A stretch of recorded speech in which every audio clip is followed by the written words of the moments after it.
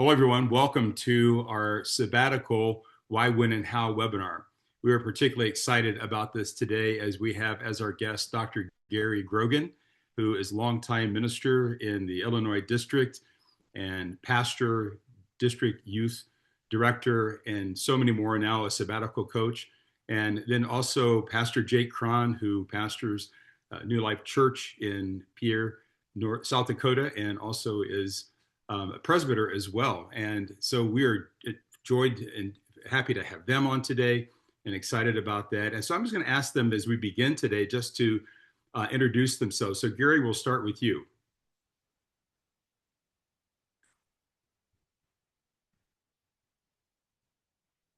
You're muted, Gary. So if you could unmute yourself, that'd be great. Sorry about that. Gary Grogan, married to the same woman for 53 years.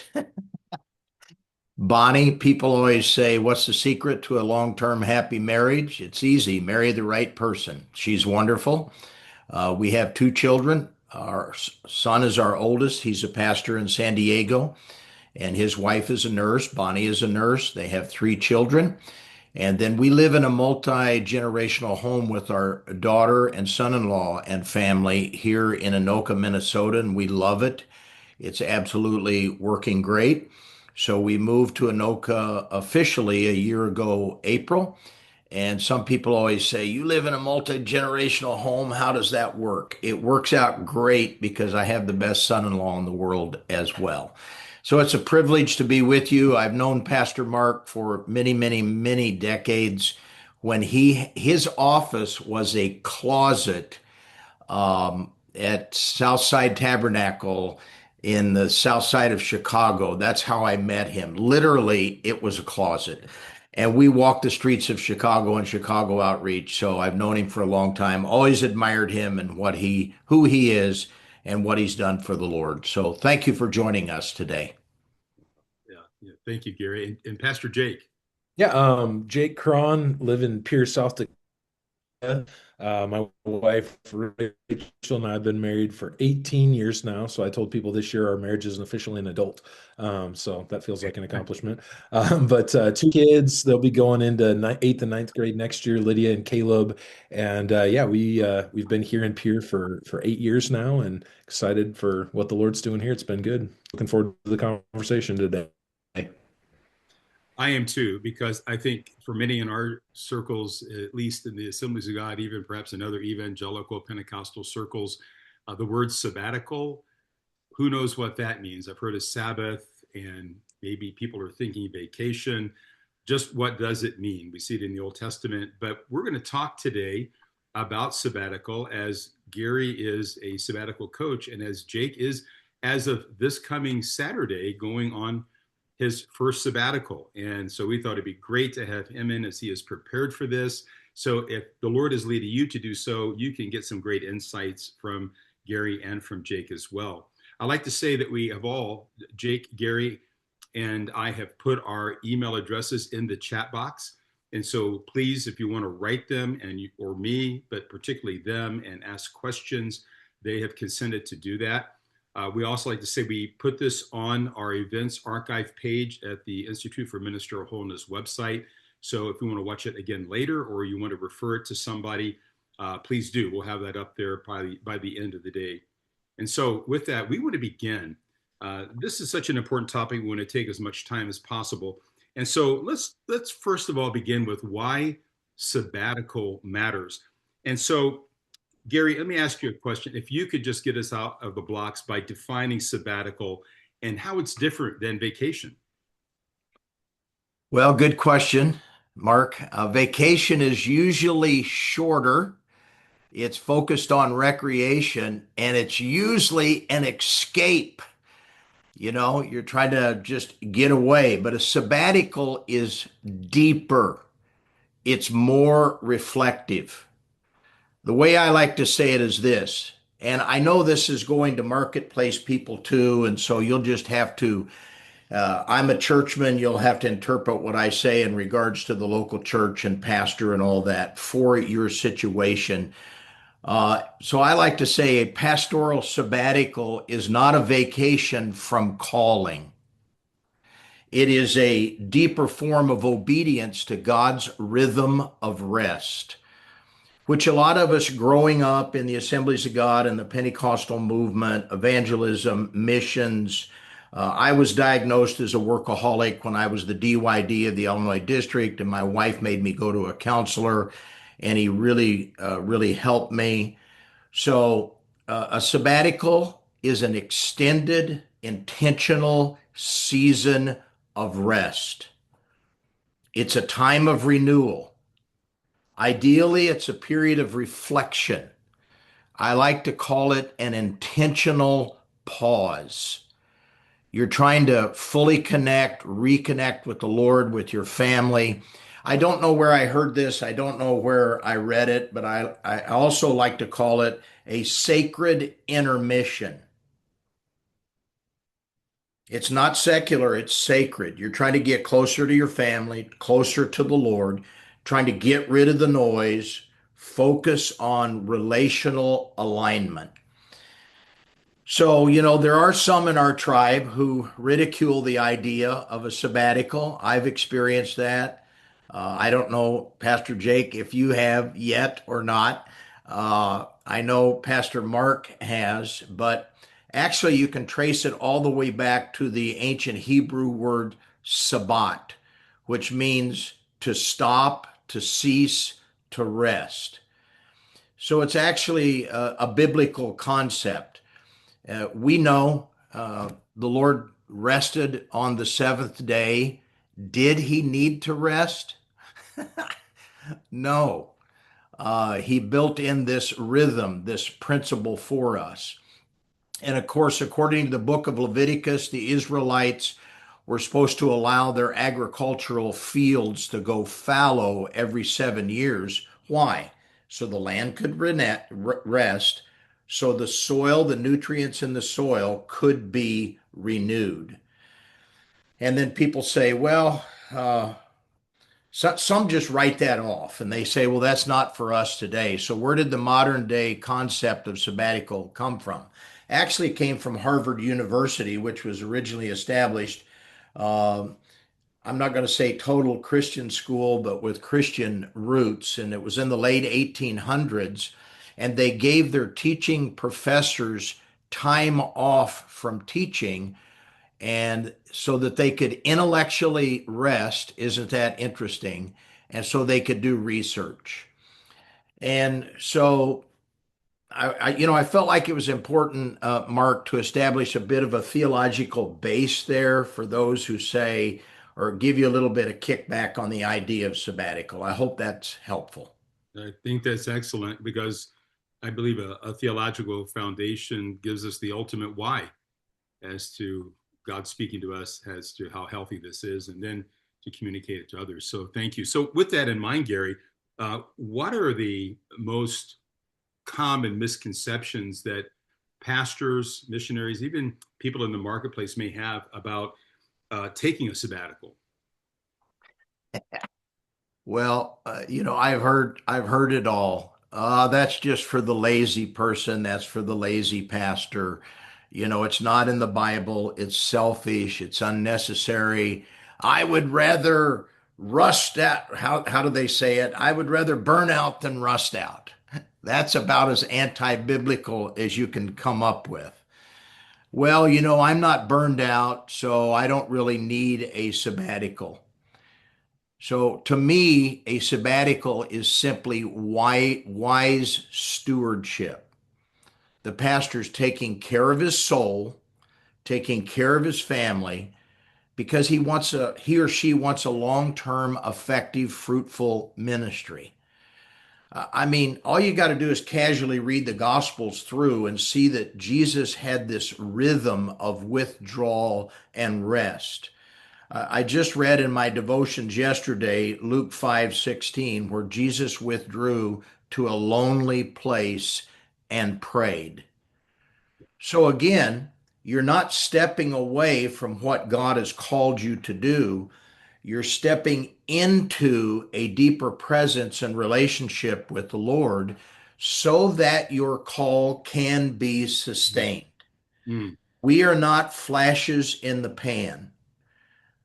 I'd rather burn out than rust out. We don't want to do either of those. We want to finish this race strong.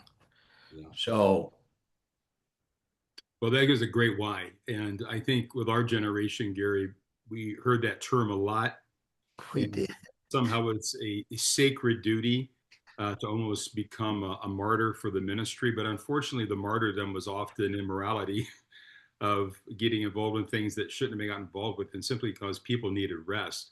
I love what you said about sabbatical being a sacred pause, a sacred rest. I was reminded of Psalm 46:10 that says, "Be still and know that I am God." But even those two words, "be still" in the Hebrew, can be translated, "Cease striving and Mhm. I am God." So that's a good theological word for sabbatical as well, as cease striving to rest and know that He is God. That whole relational element that you brought out. So with that, then, what are the emotional, the relational, the spiritual, the vocational benefits of a well-designed sabbatical? Well, restored emotional health for sure. I'm actually coaching Jake right now, and I'm so thrilled for him. And he's an SC, I believe, on the disc test. Is that right, Pastor Jake? CS. CS, sorry, I apologize. CS. He has been a pleasure to work with. He is very organized. He is a thinker. And so I have gotten his wife involved in the conversation because I'm not going to police him while he's on sabbatical. Now, I have a whole plan where I touch base with him, but he doesn't even have to respond if he doesn't want to. And we'll get into the reentry thing in a little bit, but that's vitally important. I've seen people go on sabbaticals and come back and crash, and we don't want that to happen. So, the benefits, emotional health, renewed intimacy, strengthened family relationships. I am so excited for him that the church is letting him do this. How old are your children again? 14 and 13. Yeah, I am so excited that he gets to spend 13 weeks. In fact, his first week of sabbatical, he's going to camp with his son. So that's great. So, one of the big benefits that I've noticed in the guys that I have coached, they develop healthier rhythms to their life. I've had young pastors' wives say, "Man, I hate weekends. My husband doesn't come home till midnight on a Friday night, and he's gone all day Saturday." And they just haven't figured out the rhythms of the weekly grind of pastoring a church. And it's a simple fact that a restored pastor is a healthier pastor. And when a pastor is healthy, they lead with more clarity, more tenderness, more wisdom, more patience. So a sabbatical is not just a gift to the pastor and his family, but it's a gift to the church. The pastor returns to the congregation. He's restored, he's refreshed, he's renewed, and he's deeper in his relationship with Jesus, and that benefits the church. Mm. So that's a really good question. There's so many benefits to it. I mean, I could literally take a whole webinar and talk about that. Unplugging. Now, Mm. I will say at this season of my life, I pastored the same church for almost 30 years. Young guys gave me the nickname Papa G, as some of you know. And they say, "Papa G, what's the best part of this part of your life, this season of your life?" It's like I'm unplugged. The switch is not on. When you're a pastor, the light switch is always on. Hallelujah. Now my light switch is off. I went fishing all day yesterday and never felt guilty about it.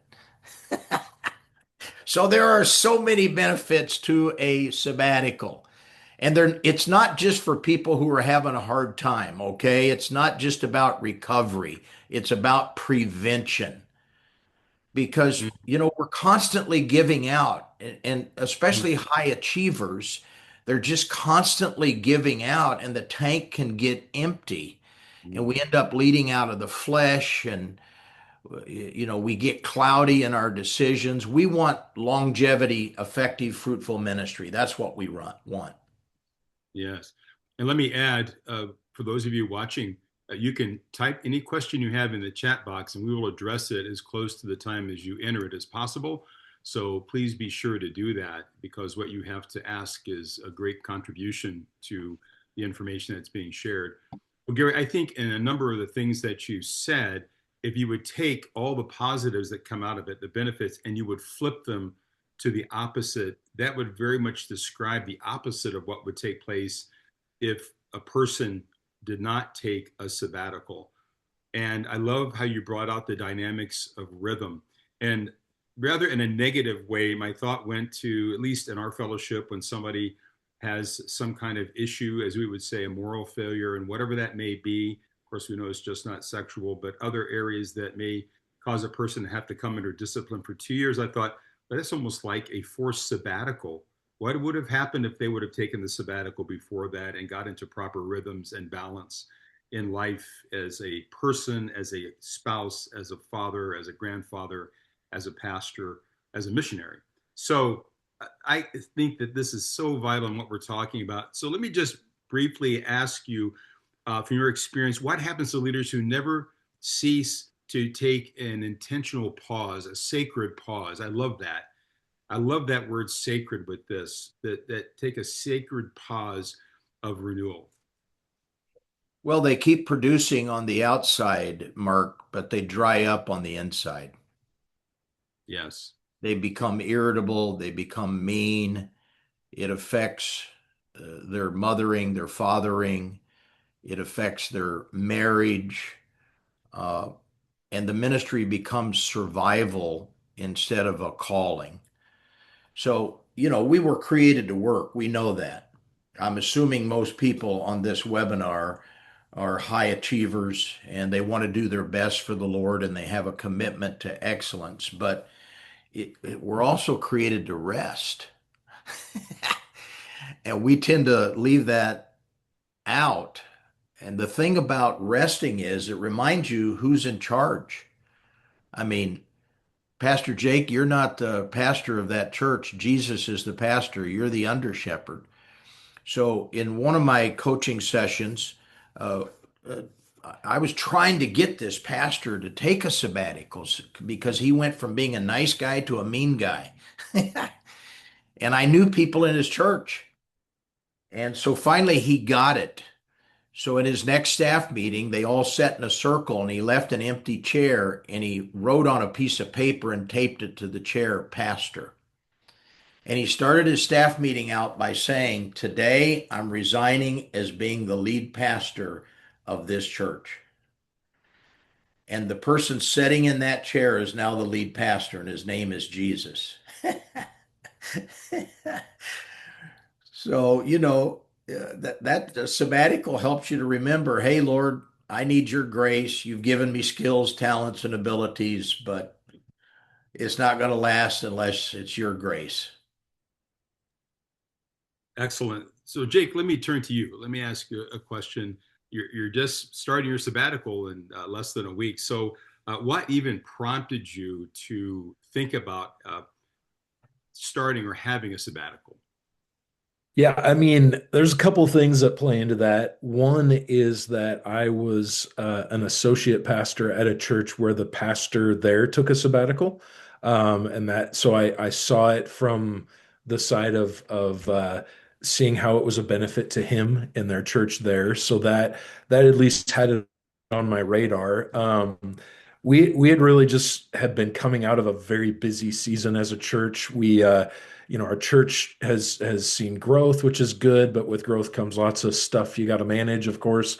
But then we planted a campus in a community about an hour north of us, and that was a lot. Added a lot to just a lot of hours, a lot of output, over a pretty short period of time, and God was blessing it all, but it was just a lot of stuff, running at full speed for a long time. And I would say what really prompted me more than anything else was not all of that stuff, but was other people who saw all of that stuff who said, "Hey, Pastor Jake, have you ever considered taking a sabbatical?"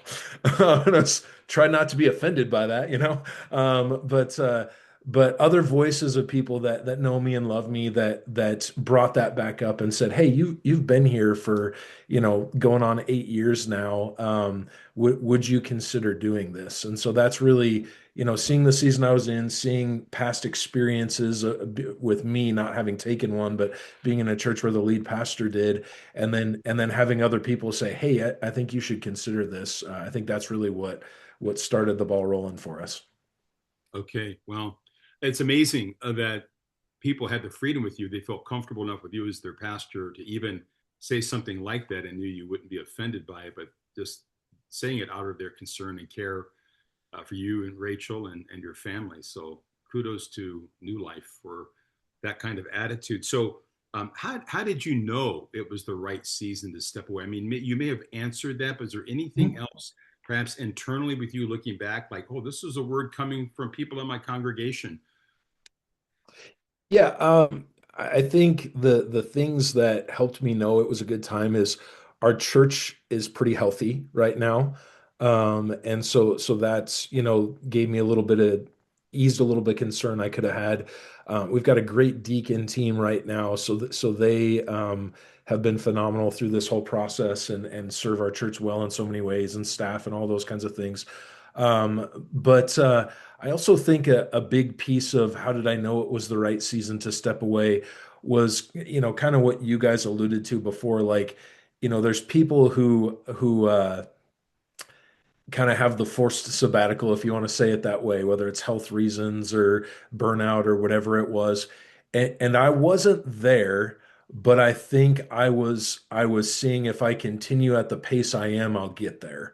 And I didn't want to. And so it was like hey, better to do this before I have to do it and when I get to do it, than having to wait until I have to do it. Mm.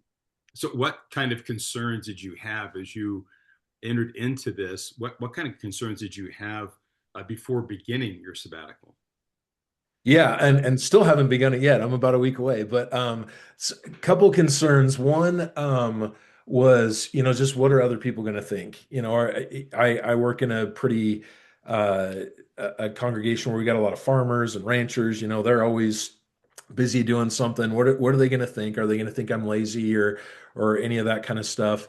And so that's a piece of it that you just kind of got to navigate. I think the other thing that I was concerned about was our staff team here was like, I don't want to burn them out so that I cannot be burned out.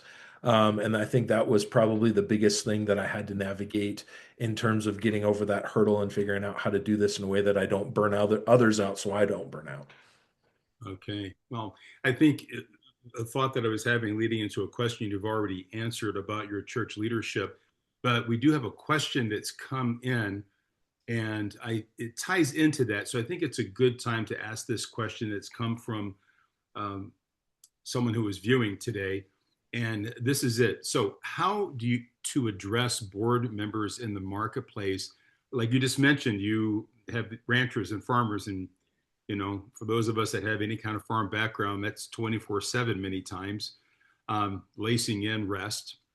But in the marketplace, who love you but don't understand the demands of ministry, is there a difference that you sense? And Gary, you could chime in on this too. So, how to address the comments of must be nice for the it must be nice for the real world, assuming that they are not in the real world and you're not. They are in the real world and you're not. Not right recognizing the unique weight or demands of ministry. Does that Yeah, make I think a couple things that helps with that is, again, we do have a lot of farmers and ranchers in our church, and so the idea of letting the ground lay fallow, some of those kinds of things helped make sense for some of them in that type of a way. But we also I'm in the state capitol, so we also have a lot of capital workers, white collar people who are in politics and things like that, and I guess I don't have a real great, like, here's what I said that convinced them, as opposed to like, let's open up this conversation early and be very transparent about what we're doing and why we're doing, and just allow the questions to happen and allow that to be a part of the process with us. I don't think that there honestly, it's one of the things that surprised me is there hasn't been a lot of pushback. There has been some, but there hasn't been a lot of pushback that once people kind of understood, here's what the Bible has to say about this, here's why, our district superintendent or others say this is a good and healthy idea. Here's how our deacons spoke to it. People kind of were like, well, that's different, but sure, why not? So I think it was just opening up the conversation early, not being offended by people not understanding, and just being willing to have the conversations. Pastor Gary probably has better things to say than I do on that.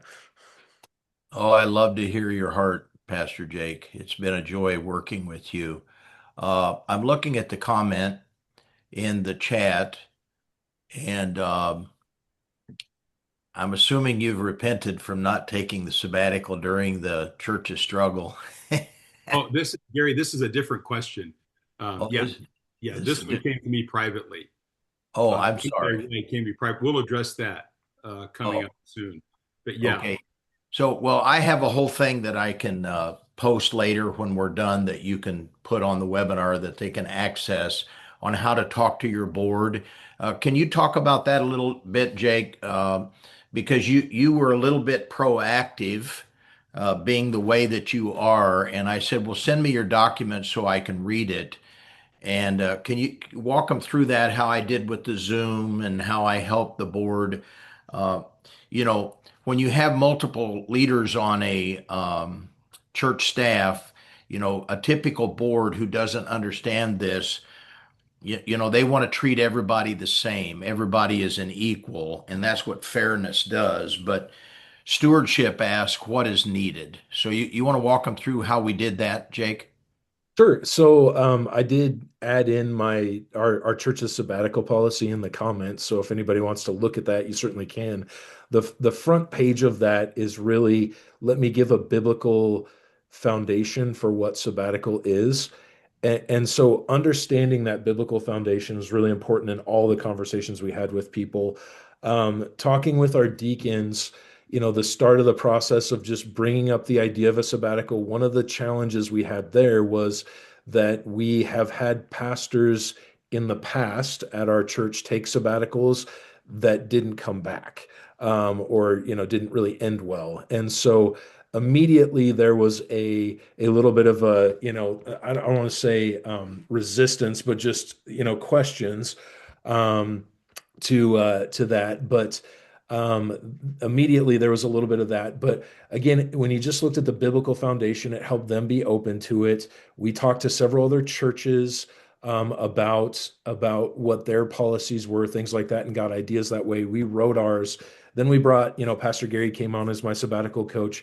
He zoomed into our deacon meeting one night and talked with our deacons about kind of the heart behind this. He had looked over our policy, made some recommendations for some changes. As he had mentioned, kind of not understanding stewardship versus equality on that. And really, I think the thing that helped us with both our deacons and with others outside of this in terms of selling it, if you want to say it that way, is having outside voices of seasoned ministers that could speak to it from not a just like, hey, I just want to get out of here for 3 months, or I just want to be on a break for a while, and having other people say, this is why this is healthy. I think that word healthy has really been important for us. This is why this is healthy, and having other people talk about this is healthy. This is something that is good for you as a minister, Jake, but it's also good for your church. Pastor Gary did a good job of sharing both of those kinds of things with us.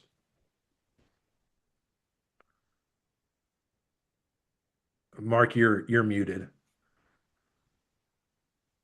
in the chat box, Jake has put the document, the policy that his church uses. And so he's sharing that with everyone. So if you take note of that, you could download that as well and read it and then consider it as well, and perhaps take it to your church board also.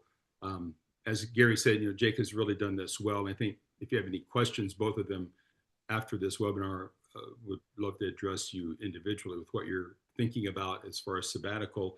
So with this, then, as we think about the support that you've had and going into this, let's go to, it seems to be leaning into the when moment, from the why to the when. So let's talk about when. So when should leaders take sabbatical? And so Gary, let me go to you. Is there an ideal number of years a pastor should serve before taking sabbatical? I find it interesting that Jake's into his 8th year, and we kind of think of 7 years in the scriptures as being time for sabbatical and this kind of thing. So it seems to be hitting at a good time. Um, what do you think, Gary? Yeah, I think that a natural rhythm is 6 to 7 years. Some build it into the system quicker than that. So the principle is rest before depletion. And so everybody's situation is not the same.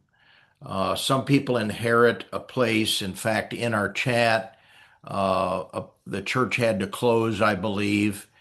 And I may I address this, Mark? Certainly. Okay. Uh, so if the church closed, then probably that there's no funds left to help you take a sabbatical.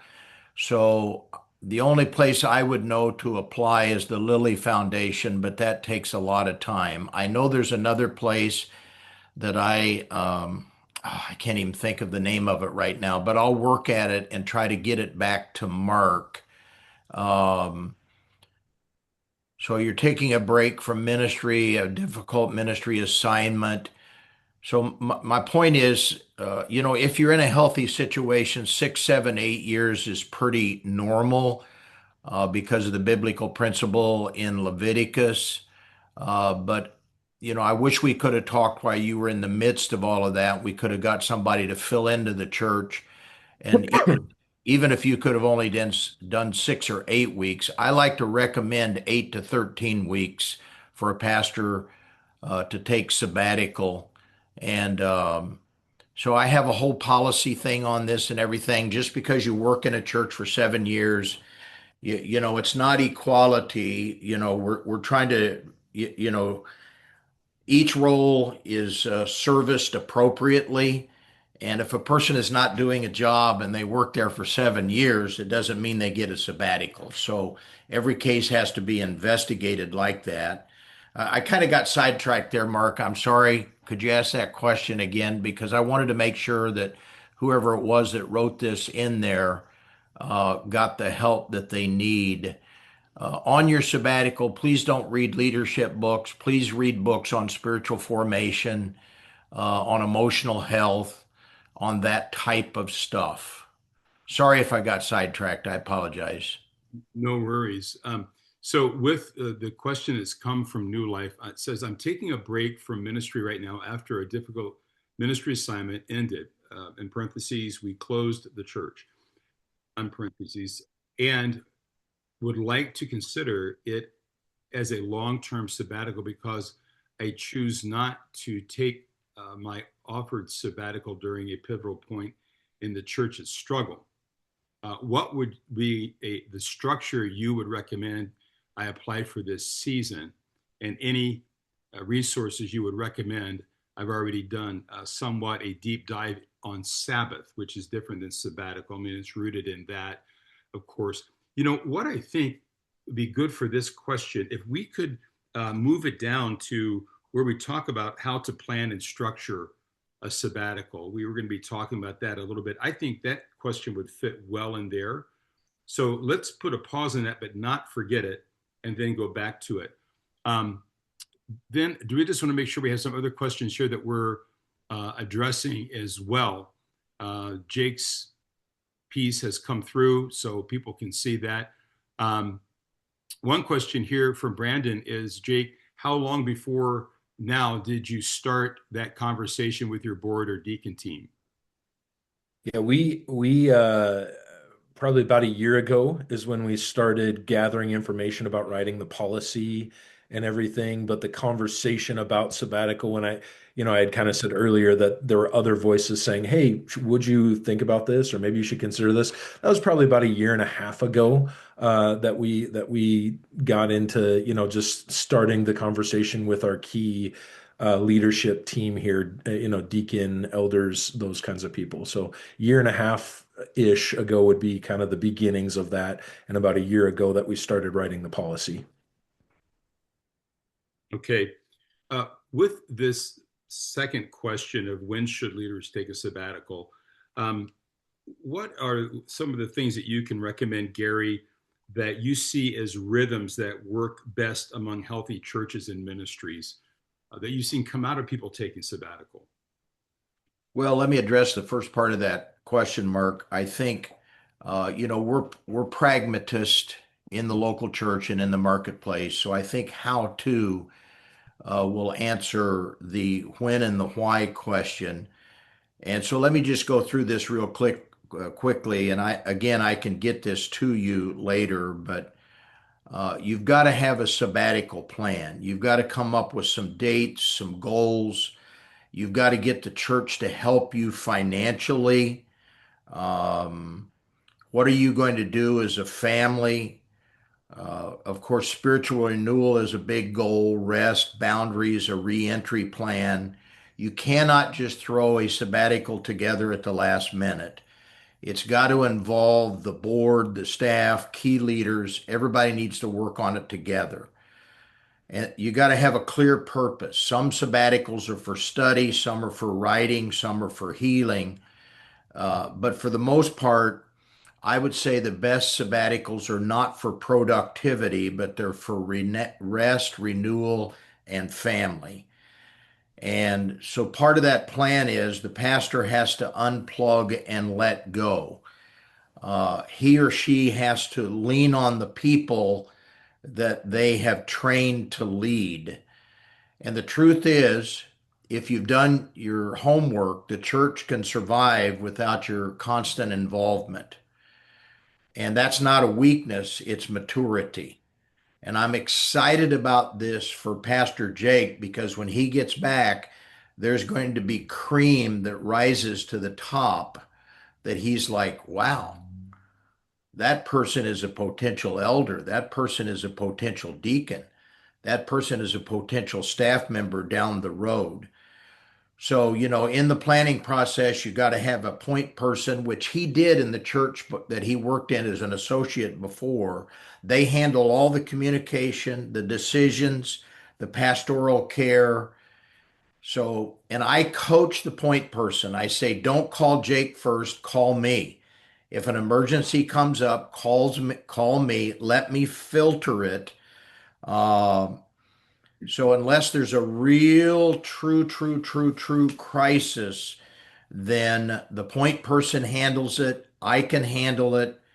And then how do you do a sabbatical? This is important. And I was impressed when I stepped into the coaching phrase with Jake because he had already planned some healthy activities. He already had it outlined, and it was so fun. Um, he wants some time alone with God without sermon pressure. Now, I don't mean to throw anybody under the bus, but unless you've been a lead pastor, you just don't understand the weekly pressure of studying and writing a new sermon. And so you pray, I want to connect with you, Lord, but while you're reading the Bible, you get a sermon thought. But when you're on sabbatical, you don't do that. You're just connecting with God, time with your spouse, time with your family. I told Pastor Jake, if you want to take a nap, take a nap. Don't feel guilty about it. If you want to stay up till midnight and watch a movie, stay up till midnight and watch a movie. Get some physical rest, do some exercise, do something fun, some recreation. And let me say it again, read some stuff that fuels your soul, not leadership books. If Pastor Jake tries to read a leadership book, a lightning bolt is going to come out of heaven and it's going to catch that book on fire. And then I always encourage people, I want you to have some silence time. Now, part of my spiritual formation, I try to, the 1st of December, which I have not done for the last 2 Decembers, so I repent, but I take a silence retreat and I go to Catholic retreat centers and just because they were convenient where I lived before, the Kiara Center outside of Springfield, Illinois. And I don't talk to anybody. I have a badge that says silent, and I eat my breakfast quietly. I skip lunch and I eat my dinner, and I just am silent before the Lord. And I do the Stations of the Cross. I don't pray to Saint Veronica, but I do the Stations of the Cross. And I just listen and I read books that fill my soul. It's just an unhurried retreat travel time. So I want Pastor Jake to remember what it's like to be a son, to be a son of God and not a leader. I want him to focus in on what it's like to be a husband and a father. Man, I'm a little emotional right now because we have so many leaders in our churches, and I don't know about the marketplace. I have great respect for the marketplace, but we have so many leaders that are not finishing well. And I'm trying to give the last, what I call third of my life to helping this generation to do a better job finishing well than our generation did, Pastor Mark. So I'm sorry, but I feel that so deeply. I didn't really answer your second part of the question because I forgot it. Well, there's no need to apologize. That was a wonderful answer, as well as Jake's. And I think just to wrap up this portion here, to Jake, when you brought this up to your family, like to Rachel and your kids, um, did you have a conversation with them? And was there something that confirmed the decision to take a sabbatical? That it was the right time? Yeah, I mean, a lot of things, but just to boil it down to something simple, really, I hit a point about a year and a half ago of just locally here, and then people I know outside of here who are in ministry who are just dropping out of ministry, some because of bad decisions, some because of burnout or just whatever. And I got to a point where I was like, I know that God has called me to be a pastor, and I want to finish well. And so I started thinking about, who do I want to be when I'm 75 or 80 years old, provided Jesus hasn't come back and I'm still alive by then. How do I live today so that I can be that person then? So that I'm not bitter and burnt out when I'm 80 years old. I love my wife. I've got a good relationship with my kids, those kinds of things. And those were the kinds of conversations that my wife and I were having, that really helped us think differently about where we're at in life and how we step into this next season of our lives. Mm. The last day of the sabbatical will be my 40th birthday. And so that feels significant to me for some reason. But one of the things I was, just kind of thinking through is, I'm not the old wily vet who knows all the answers by any means yet. And I'm also not young young enough to have excuses to make stupid decisions and just say, "Oh, I didn't know any better." So I'm entering into a new kind of phase and season of life. I feel like with our family and our kids getting to the age they are, where I'm at in ministry, where my wife is, it just felt like we're at a transitioning point. We knew that that transitioning point wasn't moving us away from where we're at in terms of location or ministry. Like, we're still called to be here in Pierre, but how do we live here and minister here the way that gets me to who I want to be when I'm 75 or 80? Yes, yes, wisdom. And I'm sure out of this, Rachel and your children are going to be greatly thankful for doing this. But I think, especially for your children, this is going to be a memory that could really indelibly mark them. That a dad would take time out of the ministry to do this, and that he would be able to separate, and then investing in them, and them seeing that modeled. Who knows how this is going to benefit them, and then benefit your grandchildren in the long run. Amen. Gary? So, Pastor Jake, could you tell them what I coached you on in regards to avoiding texting and all that type of stuff? How you handled all that? Yeah. So, and I see one of the questions was asked about logistics and disconnecting. So, one of the things that in talking with Pastor Gary, about, getting our sabbatical ready, and really just in me trying to get ready for it, was realizing that I'm not going to be on a sabbatical if I'm in town, especially right off the bat. So I'm actually going to be out of town most of the time that I'm on sabbatical. I'll be here for a few brief spots here and there, but just for me to turn off my pastoring brain, in the small community that I live in, I just got to locationally be somewhere else. And so for most of the sabbatical, I will be other places. So I think that answers kind of the question you had there, and goes with what Pastor Gary was saying as far as, we structure and kind of look at these logistics in terms of. Pastor Gary, what was your exact question again? I want to make sure I answer it. Well, there's some activities you gotta Yeah. avoid, Yeah. preaching, major ministry decisions, constant texting. So How do we uh, set that up? Yeah. I gave So, Pastor so Jake the permission not to answer text, yeah. including So part of the logistics of setting this up was being physically away, but the other piece of it is, not going to check my email, not even going to check my email for 3 months. And then the one that Pastor Gary had to push me on a little bit was, you're going to log out of your social media accounts for 3 months. And so, just letting people know that the other key, and he mentioned this, is that we have a point person at the church that I've been telling people for about a month and a half or 2 months now. While I'm gone, if you need anything, this is who you talk to. And if I get a call from her, I know I'll answer it. If I get a call or a text from pretty much anybody else, I've got the permission, as Pastor Gary said, to not answer it, and just be present where I'm at, as opposed to trying to get pulled back into things. Okay, man. let's move in. We have about 20 minutes left in our time, so there's some things we need to cover yet. So let's move into how to plan and structure a sabbatical. Some things we have touched on, so we could touch on things that we haven't.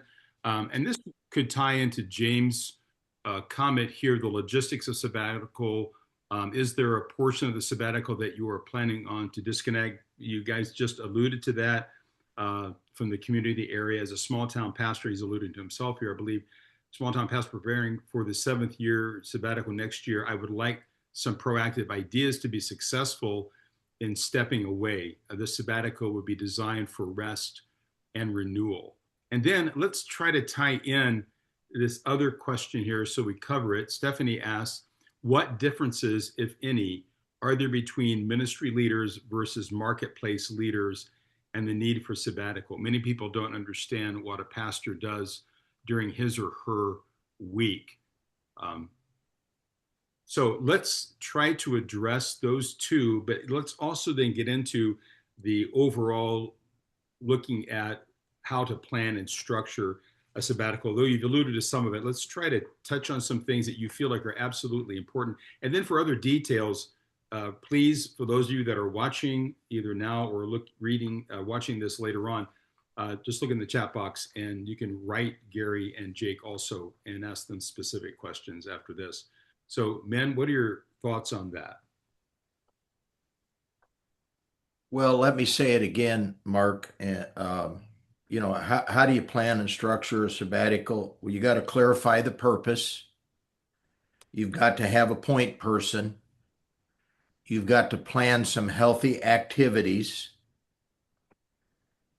And, you start off by picking the dates. What time of the year do you want to be gone? Clear some dates. Engage in the conversation, like Pastor Jake said, with your team. Work on it in advance. So that's how to. And I think we did a pretty good job at answering that. Anything I left out, Jake? No, I think, in terms of how to structure, plan those kind of how-to things, I just think the big thing for us, and again, we had people that we had prior pastors who had taken sabbaticals that didn't end well. So I think the big thing with us was, once we had structure and things talked about, was openness, transparency with the congregation as a whole, and calling in outside people to help support that. We had our superintendent come here and talk to our church about why a sabbatical would be good for your pastor and why it would be good for you as church members. So having those outside people helped with that, in terms of of the rollout of that. But I think again, I put the policy that we developed in the chat there, so you can see that. I think the biggest thing that Pastor Gary said is to understand the why. Why am I doing this? What am I looking to get out of this? If you don't understand the why, there's a million things you can do. Well, what could I do for, my sabbatical's 3 months. Well, what could I do with 3 months? A lot of different things. If I don't know what my why is, then I'll probably do some things that aren't necessarily the best things for me to do to do what I need to do on my sabbatical. So somebody, and it wasn't, I don't think it was you, Pastor Gary, I think it was somebody else, gave me a helpful kind of idea or way to think about the structure of a sabbatical. And they said, if you think about it in thirds, you want to have about a third of your time where your goal is just to stop. Your goal is to stop. You want to have about a third of your time where your goal is to have fun and to enjoy your family, enjoy your kids, go do something fun. And you want to have about a third of your time that's focused on really going deeper with Jesus and letting the Spirit pour into you in ways that you don't have the opportunity to when you're in the week to week grind of ministry. So when I planned, not in terms of the church side, the policy logistics side, when I planned how I was going to spend my time, those were the things I was keeping in mind in that. Yeah, let me tag onto that if I could quickly, Pastor Mark.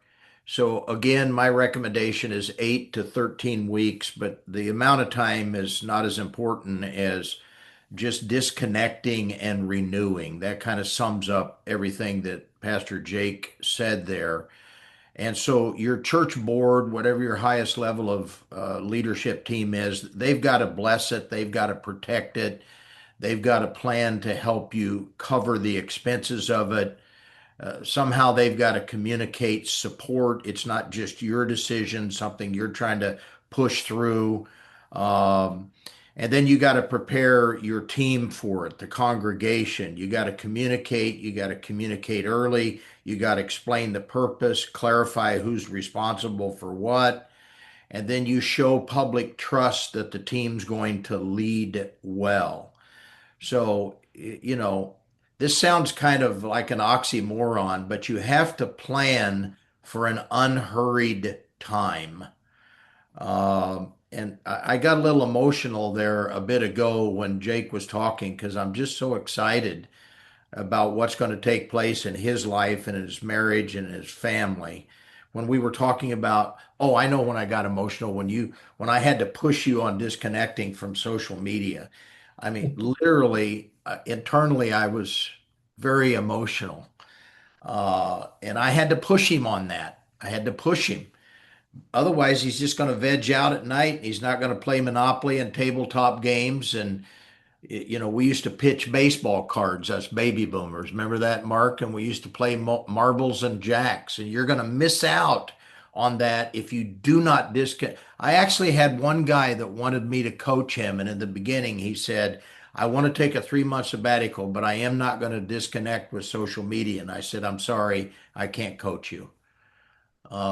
It's We don't realize what it does to us. So, he's got to resist the temptation to lead from a long distance. I mean, I've been on missions trips where my business administrator called me and I made, big, huge decisions from another continent. That's not going to happen when you're on a sabbatical. So let me interject here. So, Jake, you've had an experience with your church and with the board. I think it's just been idyllic in so many ways. So maybe for Gary, if you had situations, and this gets to Stephanie's question, many people don't understand what the pastor does during his or her week, perhaps with a board of people that are in the marketplace that, think the only thing you do on during the week is get ready for what you're going to do on Sunday. You had any kind of resistance, any kind of pastors that have communicated, boy, I'm just really trying to help this board understand why this is necessary. Yeah, Pastor Jake already said it. Preach the why, preach the theology. Good theology, good biblical truth is the rudder that moves the ship across the ocean. And I think we lack this in our leadership element, at least in our AG tribe. Every deacons meeting, I had 15 to 20 minutes of teaching. Every elders meeting, I had 15 to 20 minutes of teaching. Every staff meeting, I had 15 to 20 minutes of teaching. People don't understand the theology of the church. What is the church? What is the church supposed to do? What about the manifest presence of God? Ecclesia does not just mean called out ones, but it means assembled ones. There's something that takes place in the spirit world when God's people and God's leaders assemble. So preach the theology of it, do it kindly, do it nicely, do it regularly. Have outside people come in. That always helps. I did it when I pastored. Uh, so, That's uh, good. what do you want to add to that, Jake?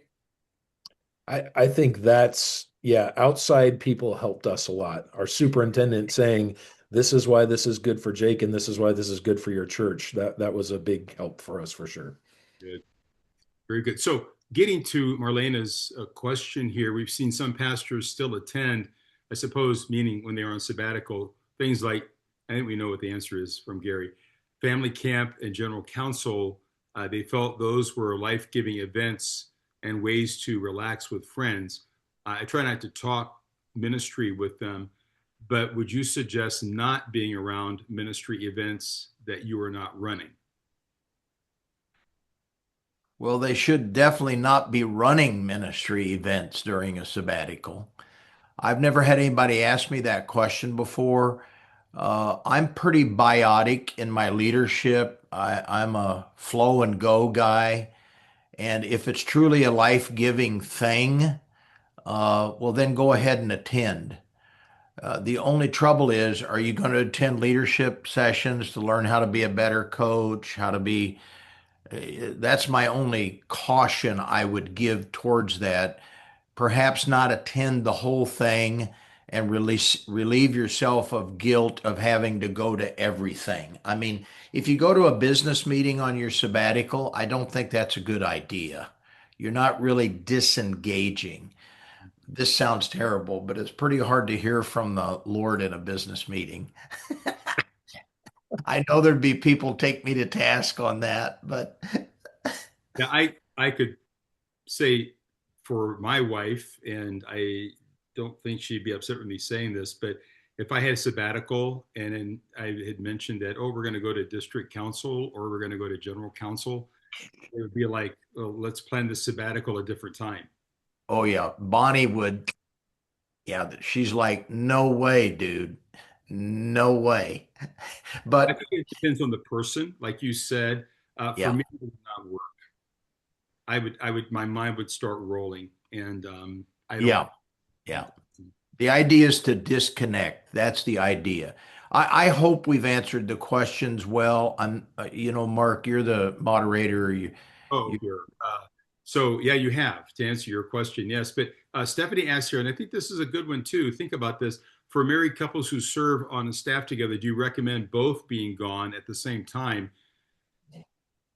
Parentheses, greater impact or church in absence outside of the brackets, or separating sabbatical time for ministry continually, or a hybrid? wow, that's a good question. I've never had that question before. Um, my first thought is if each of you can get a sabbatical at a different time and then go with each other, that'd be a pretty long sabbatical, but it'd sure be fun. Yes, Yeah, I'm not sure that would work out real well. Um, I'm not against vacations, by the way. I'm not against time off. I'm not, sometimes a Sabbath has to be more than one day. And there, I had a large church staff. I had 32 on my staff, and there were times that some of my staff members would get grouchy and negative, and I'd say, I'm going to give you 3 days off next week. You need to work on your marriage. We'll pay for you to go to wherever you want to go. So, uh, I want people functioning at full capacity, and whatever it takes for you to function at full capacity, that's what I'm in favor of. And so I would pay for staff members to fly and visit their moms and dads and grandmas and grandpas because I wanted healthy people. healthy people produce healthy organizations.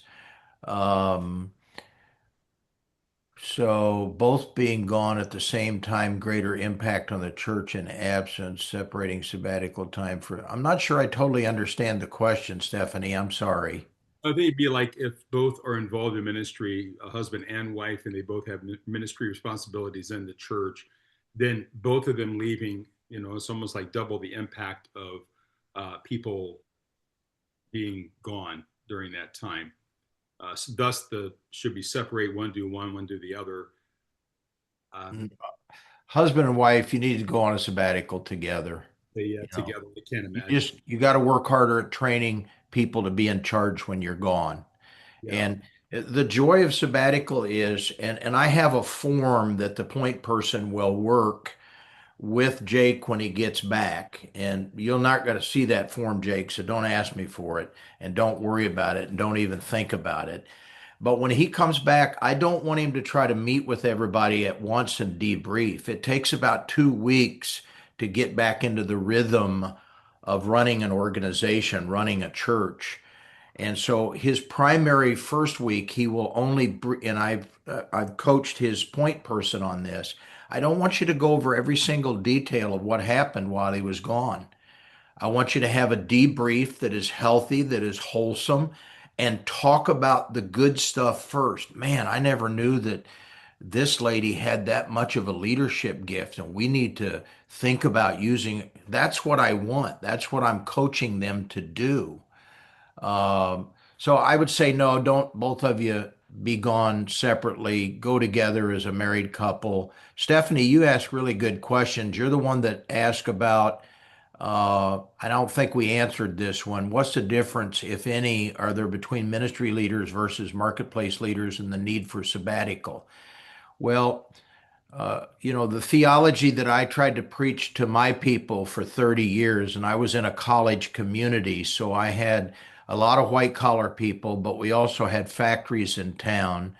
Um, and I have great respect for the working labor. I mean, everybody thinks if the internet went down, America would shut down. No, if the blue collar people stop working, the plumbers, the roofers, the welders, and all that, that's when America would shut down.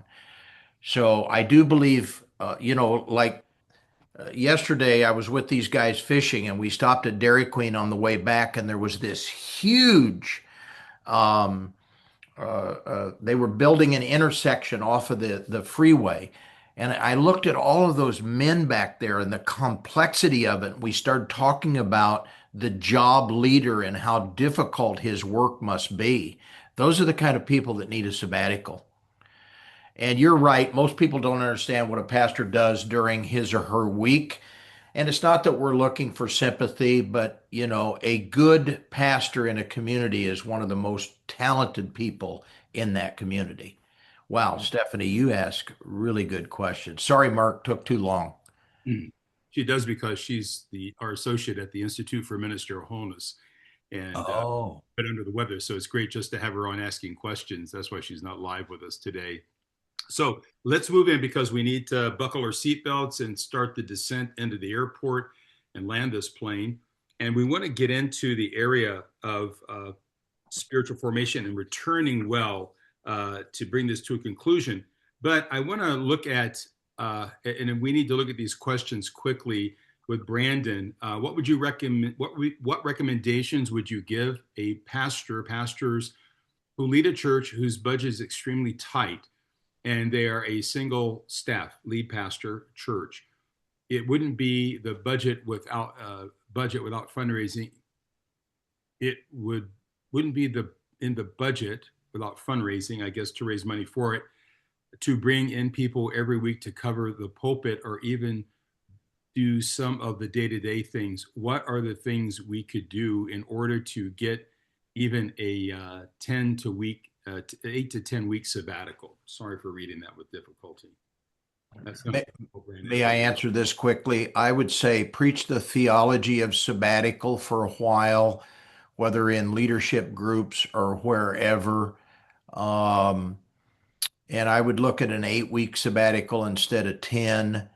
and see what the church can do. And then if they can't do much, if you have friends that can help you, do a sabbatical, or you can find groups that will fund your travel expenses. If it's in your heart to do it, figure out a way to do it. Mm. And Janelle makes a good comment here too. Could your network or district help with fill-in pulpit ministry? Ours offered to help find people and for the network leadership to fill in too. So that could be a resource also. You could also perhaps even find missionaries that I know sometimes missionaries have the reputation of not being able to preach well, but perhaps there are some missionaries in your district that do preach well, and you could invite them to come in and say, hey, you know, and by then you may want to think about picking up for pledge support too. So as a missionary for 34 years who retired in January, I put that plug in for missionaries. So yeah, that would be a very good thing to do as well. Well, let's get to this last point here because I think this is important. I was reminded of we started Teen Challenge in Pakistan, and it's easy to get people into a program. It's easy to teach them, but when they go back into society, that's where the real rub is, and that's where the success or the lack of success is found. So here we are, returning well, going back from sabbatical into the real world again, so to speak. So Gary and Jake, if you could just comment to that, and perhaps Gary, since you have done sabbaticals and you're a coach, you could highlight this, and then Jake, we could also bring you into the picture as well. So Gary, how would you respond to that? How do you land the plane well going back into the church after that? Well, like I mentioned, Mark, you got to have a re-entry plan. It needs to be slow. You debrief with the trusted leaders. You listen, you protect new rhythms. You don't jump back in full speed, 100 miles an hour. You meet with key leaders, not all of them at once.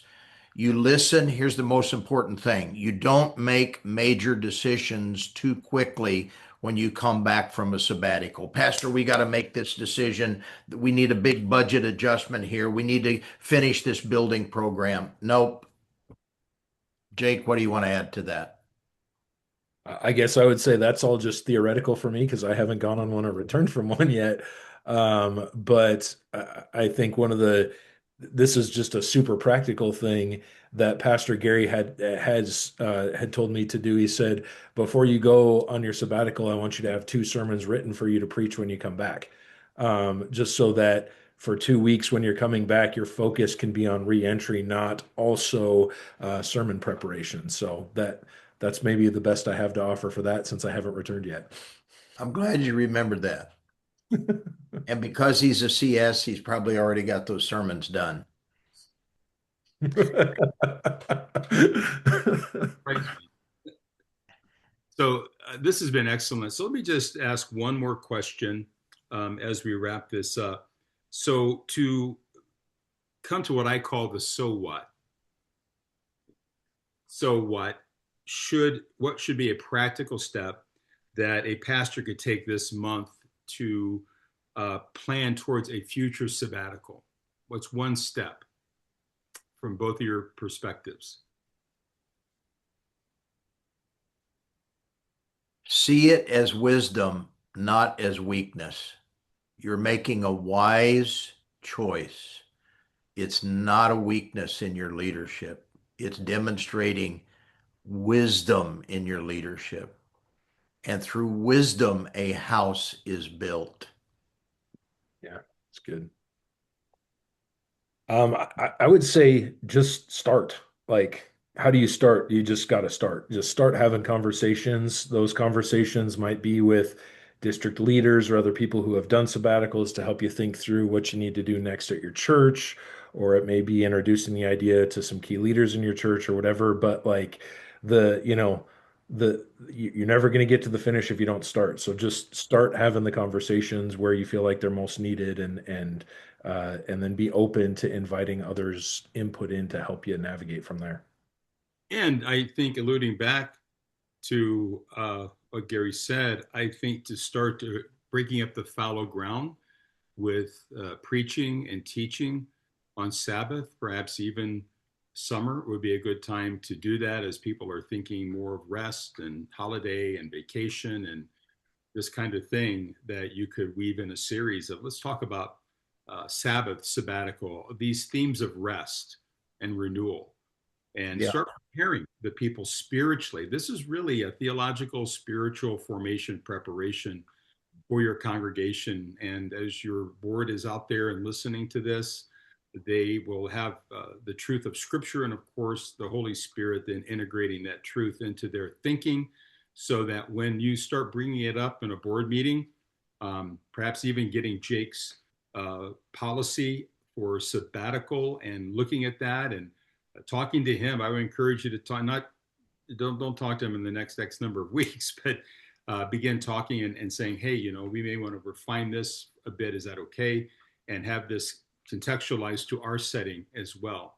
But I think that there's so much here. We definitely want to do another webinar on sabbatical, and we're actually going to do it after Jake returns. We'll have Gary back, and then I have another spiritual directee who is on sabbatical now, and as part of that third that you mentioned, Gary, he is on a cruise with his wife, so he's having fun, and that's a part of it as well. And so we'll have him on as well. I'm not going to mention his name yet, but we'll have him on as well to talk about the afterglow, so to speak, of sabbatical.